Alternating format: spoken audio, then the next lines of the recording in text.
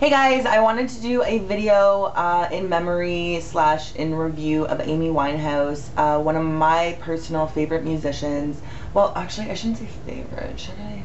I have a lot of favorite musicians, but I do really like her.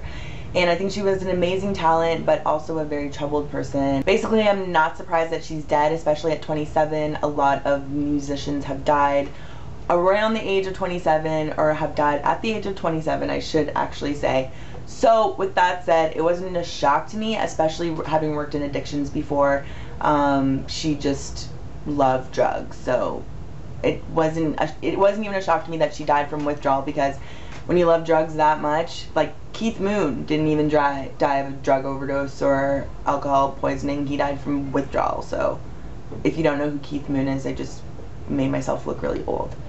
Anyways, yeah, so bottom line is Amy Winehouse had 2 albums that were released, like formally released, and hopefully she'll have some more albums coming out. Tupac apparently knew he was going to die and recorded like 50 albums before he died, so hopefully Amy smoked a lot of crack and sang a lot while she was up all night on the crack. Bottom line is, this is their first album that came out, and then this was the second one that came out, and this was a big friggin' hit. But I will say, both of these albums are beepin' amazing, and you should if you like Amy Winehouse, or if you don't really know Amy Winehouse and you think you don't like her, you can't make that judgment, because she's bluesy, she's jazzy, she's hip-hop, she's pop, she's rock, she's folk, she's Billie Holiday, she's very versatile. So basically, if you like music, you have a good potential of actually really liking Amy Winehouse.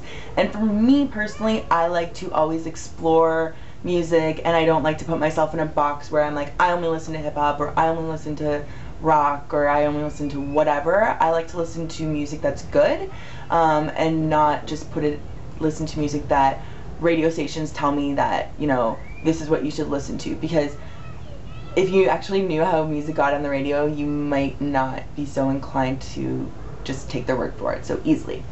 Anyways, bottom line is this was her first album. She personally didn't really like it. It's called Frank, and it got really good critical reviews, but personally Amy didn't like it, or so I've heard. I'm talking like we're best fucking friends. But anyways, some of my favorite songs on this album: Stronger Than Me, You Sent Me Flying, Fuck Me Pumps, In My Bed. Really, pretty much the whole album is really good, and it's an amazing debut album. So if you like Amy, I highly recommend to go get these albums now, also because they're really cheap, because everyone goes out and buys albums once an artist dies. This is her second album. It is called Back to Black, and this is when she was a bit more of like a skinny crackhead and a troubled person. This has Rehab on it, which was her big hit, which honestly wasn't even one of my favorite songs of hers, but usually the most commercial hit isn't the best song by a musician, I find, but whatever.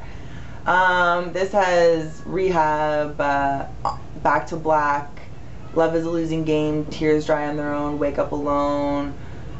Honestly, I think I actually might like this CD better. So just because this one was more critically, or actually I think this one might have been more critically acclaimed, at least in Britain, but just because this one sold more doesn't mean it's necessarily the better album. It just happened to have a really popular song on it. So check both of these albums out. They are amazing, and I miss Amy Winehouse. Actually, I don't even really miss her, but I just want more songs by her.